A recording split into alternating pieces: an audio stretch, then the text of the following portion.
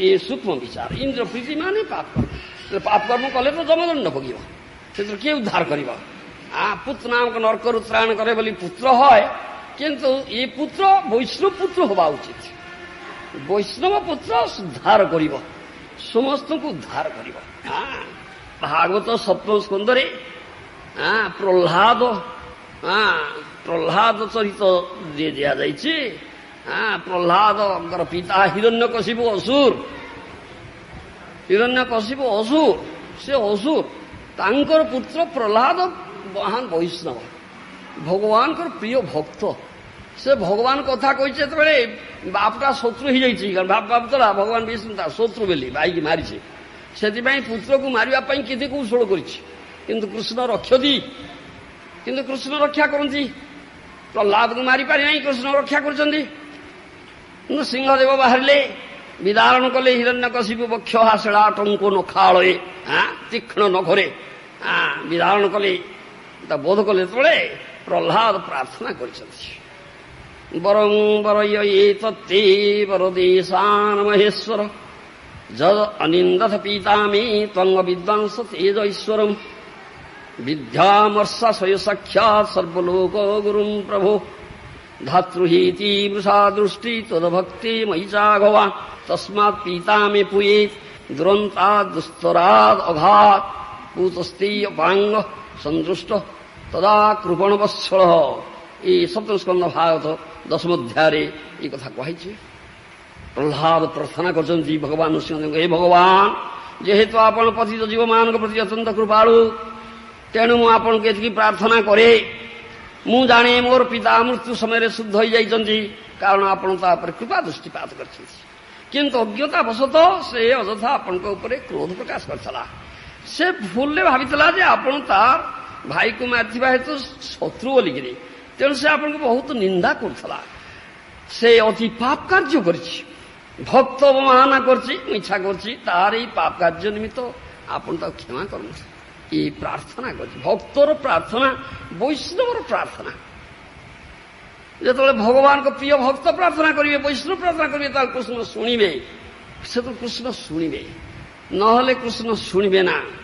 वैष्णवर प्रिय भक्तर प्रार्थना वैष्णव प्रार्थना कृष्ण शुणे ये साधु शास्त्र सिद्धांत कथा वैष्णवर निवेदने कृष्ण दयामय एहेन पामर प्रति होबेन सदय वैष्णवर निवेदनी कृष्ण दयामय एहेन पामर प्रति होबेन सदय ये कथा कही वैष्णव निवेदन कर कृष्णकर प्रिय भक्त निवेदन कर से कृपामय भगवान श्रवण कर पतित आम अधम आमर नरकगति हम निश्चित भाव तो आम नरकगति हम आम दुराचारी आम पतित आमर उद्धार कौटी अच्छी से भगवान जहा कहती भव्यंती भूतानि जनार्दन से जनार्दन प्रिय भक्तगण अनुग्रह करके विचरण कर पृथ्वी ये दुरीत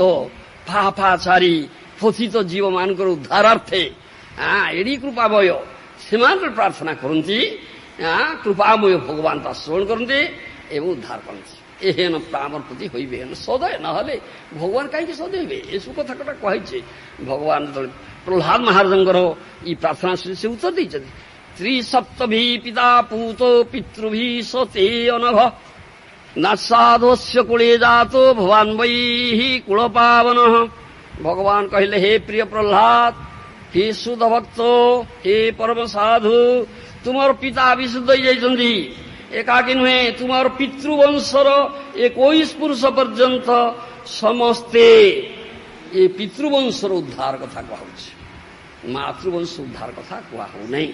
ସେଇ କଥା ପ୍ରଭୁପାଦଜୀ ମହାରାଜ ତାଙ୍କର ପର୍ପଟରେ ଭାଷ୍ୟରେ କହିଛନ୍ତି, ପିତାଙ୍କୁ ଉଦ୍ଧାର କରେ ମାତାକୁ ନୁହେଁ। କିନ୍ତୁ ମାତା ଯଦି ସତୀ ସାଧ୍ୱୀ ପତିବ୍ରତା ହେଇଥାନ୍ତି ତାହେଲେ ସେ ପିତାର ଉଦ୍ଧାର ପାଇଁ ସେ ଉଦ୍ଧାର ପାଇଯିବେ। ନହେଲେ ଯଦି ସିପାରେଟ ହେଇଯାଇଥିବେ, ବିଚ୍ଛେଦ ହେଇଯାଇଥିବେ, ତାର ଉଦ୍ଧାର ପାଇବେ ନା। ଏଥିପାଇଁ ବୈଦିକ ସଭ୍ୟତା, ବୈଦିକ ସଂସ୍କୃତି, ବୈଦିକ ବିବାହ ଯେତେବେଳେ ସମ୍ପାଦିତ ହୁଏ ସେତେବେଳେ କୃଷ୍ଣ ସମ୍ବନ୍ଧ ଆମେ ଯୋଡ଼ାଯାଏ। ସେ ସମ୍ବନ୍ଧ ବିଚ୍ଛେଦ୍ୟ, ତାହା ବିଚ୍ଛିନ୍ନ ହେବ ନା। ତେଣୁ କସ୍ମିନ୍ କାଳେ କୌଣସି ପ୍ରକାର ପରିସ୍ଥିତିରେ ଏ ବିଚ୍ଛେଦ କରିବା ଉଚିତ ନୁହେଁ।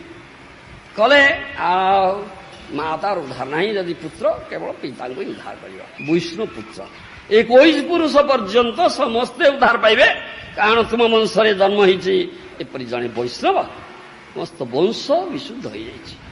ଗୋଟିଏ ବୈଷ୍ଣବ ଯଦି ବଂଶରେ ଜନ୍ମଗ୍ରହଣ କରେ ତାହେଲେ ବଂଶ ଉଦ୍ଧାର ପାଏ ଏବଂ ପିତା ମାତା ଉଭୟ ଉଦ୍ଧାର ପାଆନ୍ତି।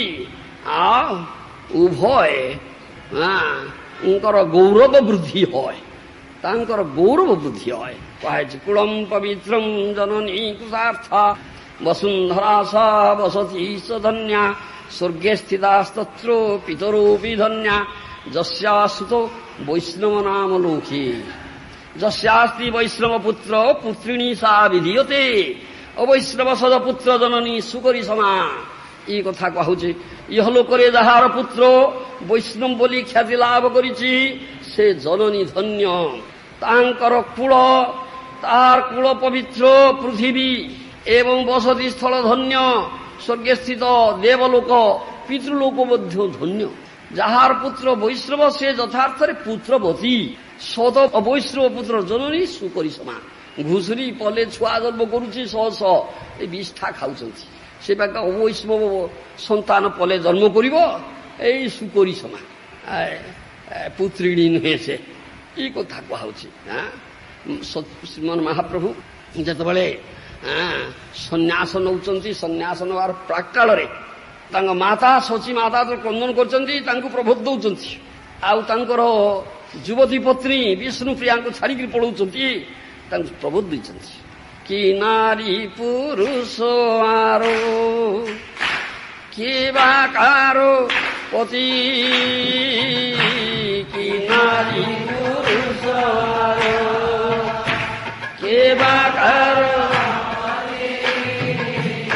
ଶ୍ରୀକୃଷ୍ଣ ଚରଣ ବିନ ଆରୋ ନାହିଁ ଗତି।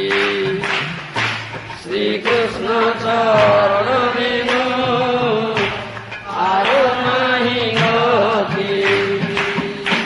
ସେଇ ପିତା ସେଇ ମାତା ସେଇ ବନ୍ଧୁ ଜନ, ସେଇ ପିତା ସେଇ ମାତା ସେଇ ବନ୍ଧୁ ସେଇ ହର୍ତ୍ତା ସେଇ କର୍ତ୍ତା ସେଇ ମାତ୍ର ଧନ। ସେଇ କର୍ତ୍ତା ସେଇ ହର୍ତ୍ତା ସେଇ ମାତ୍ର ଧନ।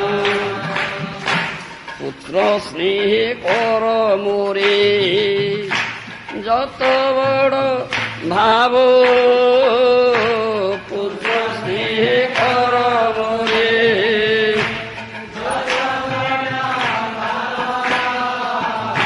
শ্রীকৃষ্ণ চরণে হইলে কত হয়ে লাভ।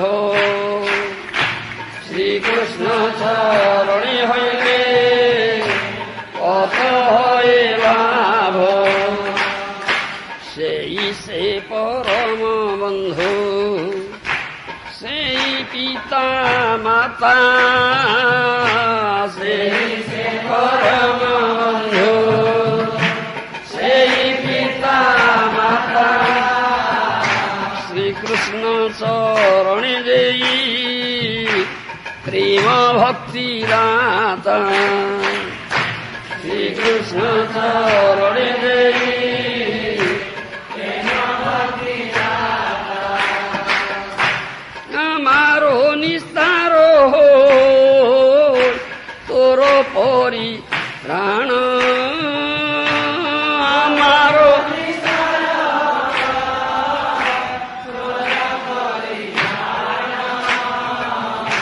ଶ୍ରୀକୃଷ୍ଣ ଚରଣ ଭଜ ଛାଡ଼ ପୁତ୍ର ଜ୍ଞାନ ଶ୍ରୀକୃଷ୍ଣ ଚରଣ ଭଜ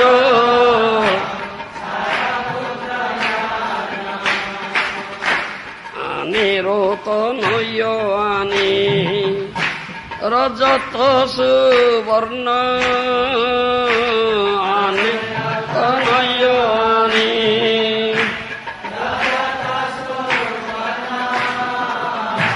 ଖାଇଲେ ବିନାଶ ପାଏ ନহে ପର ଧର୍ମ ଖାଇଲେ ବିନାଶ ପାଏ ଧନ ଉପାର୍ଜନ করে আনে বড় দুঃখ ধন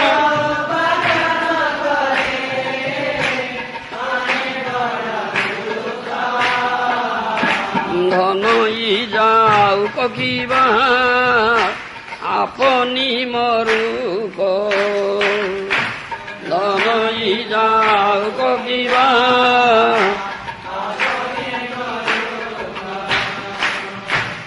আমি আনি দিব কৃষ্ণ প্রেম হেন ধন আনি দিব কৃষ্ণ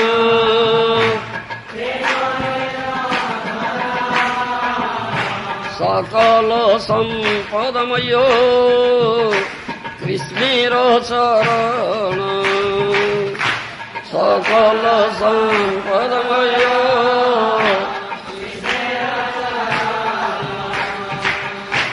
সকল জন্মে পিতা মাতা সবে পায় সকল পিতা মাতা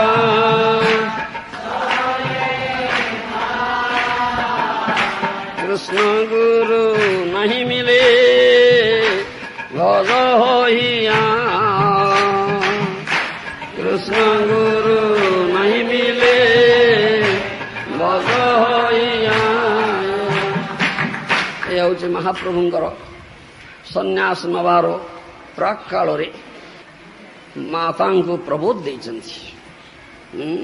କି ନାରୀ କି ପୁରୁଷ আর কেবাকার প্রতি শ্রীকৃষ্ণ চরণ বিনো আর নাহি অতি সেই পিতা সেই মাতা সেই বন্ধুজন সেই হর্তা সেই কর্তা সেই মাত্র ধন পুত্র স্নেহে কর্মরে যেতে বড় ভাব শ্রীকৃষ্ণ চরণ হেলে অত হয় না সেই সম্বন্ধ জোড় একমাত্র সম্বন্ধ কৃষ্ণ সম্বন্ধ কৃষ্ণ মাতা কৃষ্ণ পিতা কৃষ্ণ বন্ধু কৃষ্ণ হর্তা কৃষ্ণ কর্তা কৃষ্ণ গতি ଅନ୍ତିମ ଗତି ସେଇ ମାତ୍ର ଧନ ପ୍ରୀତିର ପାତ୍ର ଏ ଶିକ୍ଷା ତାଙ୍କର ସେଇ ସମ୍ବନ୍ଧ ସ୍ଥାପନ କର ଏ ପୁତ୍ର ଯାହା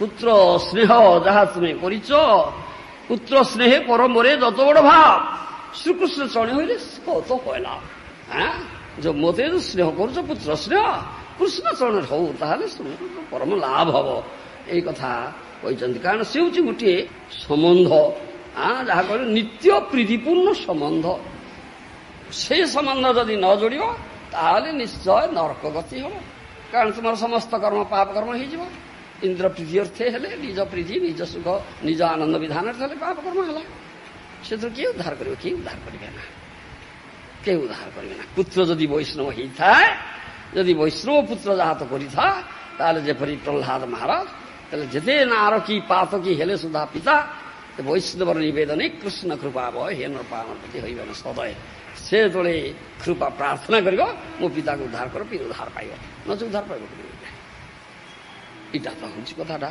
ଏବଂ କୁହାଯିବ ଗୁରୁ ନ ଶସ୍ୟା ସ୍ୱଜନ ନ ଶସ୍ୟା ପିତା ନ ଶୋଷା ଜନନୀ ନ ଶସ୍ୟା ଦୈବଂ ନ ତସ୍ୟାନ୍ ପତିଶ୍ଚ ଶସ୍ୟାତ୍ ନ ମୋଚେଜ ସମୁପେତ ମୃତ୍ୟୁ ପଞ୍ଚମ ସ୍କନ୍ଧ ଭାଗରେ କୁହାଉଛି ଭକ୍ତି ପଥର ଉପଦେଶ ଦେଇ ଯେ ସମସ୍ଥିତ ସମୁପସ୍ଥିତ ମୃତ୍ୟୁ ରୂପ ସଂସାରରୁ ମୋଚନ କରି ନ ପାରେ ସେ ଗୁରୁ ଗୁରୁ ନୁହନ୍ତି। ଯେ ସ୍ୱଜନ ସ୍ୱଜନ ପଦବାଚ୍ୟ ନୁହନ୍ତି, ସେଇ ପିତା ପିତା ନୁହନ୍ତି। ଯଦି ପୁତ୍ରକୁ ଯେ ଭକ୍ତି ପଥର ଉପଦେଶ ନ ଦେଇପାରିବେ, ଭକ୍ତି ପଥକୁ ନ ଆଣିପାରିବେ ବା ଭକ୍ତ ହେବାର ଟ୍ରେନିଂ ନ ଦେଇପାରିବେ, ସେ ପିତା ପିତା ନୁହନ୍ତି। ତାଙ୍କର ପୁତ୍ରୋତ୍ପତ୍ତି ବିଷୟରେ ଯତ୍ନ କରିବା ଉଚିତ ନୁହେଁ। ସେ ଜନନୀ ଜନନୀ ନୁହନ୍ତି, ଅର୍ଥାତ୍ ଯେ ସେଇ ଜନନୀର ଗର୍ଭଧାରଣ କର୍ତ୍ତବ୍ୟ ନୁହେଁ। ସେ ଯଦି ତାଙ୍କର ସନ୍ତାନକୁ ଭକ୍ତି ପଥର ଉପଦେଶ ନ ଦେଇପାରନ୍ତି। ଧ୍ରୁବ ମହାରାଜଙ୍କର କଥା ଦେଖନ୍ତୁ, ତାଙ୍କର ଜନନୀ ସୁନୀତି ଦେବୀ ପ୍ରକୃତ ଜନନୀ ଧ୍ରୁବ ପରି ପୁତ୍ର ଜନ୍ମ କରିଥିଲେ ଏବଂ ଧ୍ରୁବ କହିଥିଲେ ହଁ ଭଗବାନ ନାରାୟଣଙ୍କର କୃପା ହେଲେ ହବ, ଏଇ ଉପଦେଶ ଦେଇଥିଲେ। ଭଗବାନ ନାରାୟଣଙ୍କର ଭଜନ କଥା ପାଇଁ ପ୍ରେରଣା ଦେଇଥିଲେ। ଧ୍ରୁବ ଭଜନ ପାଇଁ ଯାଇଥିଲେ ଏବଂ ଶେଷରେ ଭଗବାନ ବିଷ୍ଣୁ କହିଥିଲେ ଲୋକ ତିଆରି କରିଛି, ଧ୍ରୁବ ଲୋକ ତିଆରି କରିଛି, ସେଠିକି ଯିବ, ସେଇଠି ବେଶ ଚିରନ୍ତନ ଭାବରେ ଏଇ ଭଜନ କରିବ, ମାତାକୁ ସାଙ୍ଗରେ ନେଇକି ଯିବ। ମାତାକୁ ନେଲେ ସାଙ୍ଗରେ, ବୈଷ୍ଣବ ପୁତ୍ର ସେ। ଏଇଟା କଥାଟା କୁହାଯାଇଛି। ଦେବତା ଦେବତା ନୁହନ୍ତି, ସକଳ ଦେବତା ଜୀବଙ୍କର ସଂସାର ମୋଚନରେ ଯୋଉ ସକଳ ଦେବତା ଅସମର୍ଥ, ସେମାନଙ୍କର ମାନବ ନିକଟରୁ ପୂଜା ଗ୍ରହଣ କରିବା ଉଚିତ ନୁହେଁ। ସେଇ ପତି ପତି ନୁହନ୍ତି, ତାହାଙ୍କର ପାଣି ଗ୍ରହଣ କରିବା ଉଚିତ ନୁହେଁ ଯେ ତାଙ୍କର ପତ୍ନୀକୁ ଏ ଭକ୍ତି ପଥକୁ ନ ଆଣିପାରିବେ। ଏସବୁ କଥା ଅଛି। ତେଣୁ ଇଏ ହେଉଛି ଆମର ଶିକ୍ଷା। ଭାଗବତରେ ଏସବୁ କଥା କୁହାଯାଇଛି। ଏଥିରୁ ଆମକୁ ଏଇ ଶିକ୍ଷା ନେବା ପାଇଁ ପଡ଼ିବ। ଇଏ ହେଉଛି ବୈଦିକ ଶିକ୍ଷା, ବୈଦିକ କଲଚର, ବୈଦିକ ସଂସ୍କୃତି, ବୈଦିକ ସଭ୍ୟତା। ଏ ଟ୍ରେନିଂ ଆମକୁ ଦେବା ପାଇଁ ପଡ଼ିବ। ତା ଆଜିକାଲି ଟ୍ରେନିଂ ମିଳୁନି, ଦିଆଯାଉନି। ତେଣୁ ବିପର୍ଯ୍ୟୟ